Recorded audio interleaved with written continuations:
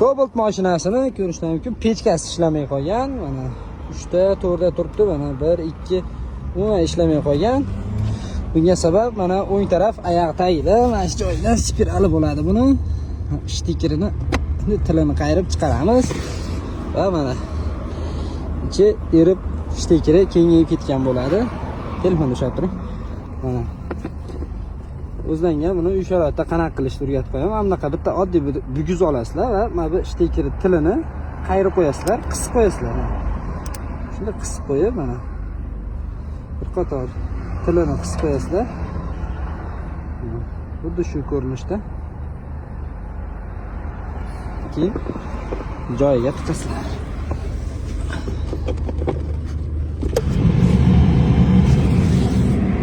Pechkamiz ishladi. Video foydali bo'lgan bo'lsa, Cobalt bor do'stimizga tashlab qo'yamiz.